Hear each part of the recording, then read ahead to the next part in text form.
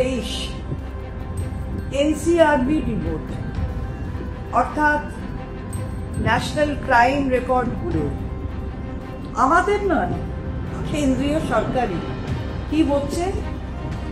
বলছে কলকাতা হচ্ছে সবচেয়ে নিরাপদ শহর, সেফেস্ট সিটি।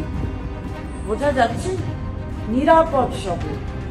এবং যতগুলি শহর 20 লক্ষর ওপর পপুলেশন আছে, অর্থাৎ জনসংখ্যা আছে, এরকম 19টি শহরের মধ্যে কলকাতা সবচেয়ে নিরাপদ শহর হিসাবে পরিগণিত হয়েছে।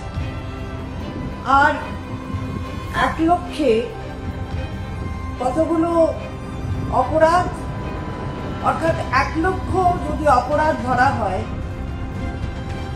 তাহলে কগনিজেবল অর্থাৎ আমলযোগ্য অপরাধ হচ্ছে 83.9।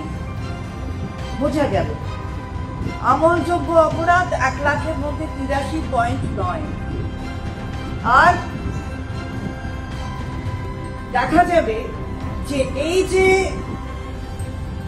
নিম্ন গতিতে অপরাধ চলছে সেটা স্থিরভাবে, অর্থাৎ বলা যায় স্থায়ী এর চরিত্র 2016 ক্রমান্বয়ে কমছে কমছে কমছে। এটা হলো কলকাতার আজকের দিনে দাঁড়িয়ে এনসিআরবি রিপোর্ট কলকাতা সম্পর্কে বলছে। আর আমরা যদি দেখি যে মহিলাদের বিরুদ্ধে অপরাধের সংখ্যা কত, তাহলে দেখব যে লক্ষ অপরাধের মধ্যে 25.6 অথবা বলা যেতে পারে 25.7 এটা হলো আমলযোগ্য অপরাধ।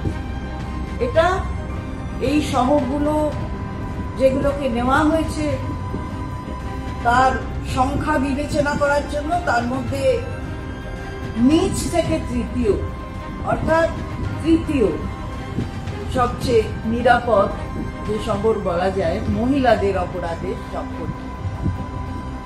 কেন হয়েছে? এর কারণ কি? কারণ বলছে যে নতুন প্রযুক্তির উন্নতি সাধন করে, অর্থাৎ সরকার, রাজ্য সরকার উন্নতি সাধন করেছে নতুন প্রযুক্তির ক্ষেত্রে। বলা যেতে পারে আরো যেটা রিপোর্টে উঠে আসে সেটা হচ্ছে পুলিশের যে কাজ সেটা উন্নত মানের হয়েছে, পুলিশি কাজ উন্নত মানের। আর সবচেয়ে বড় কথা হচ্ছে মানুষ সহযোগিতা করেছে।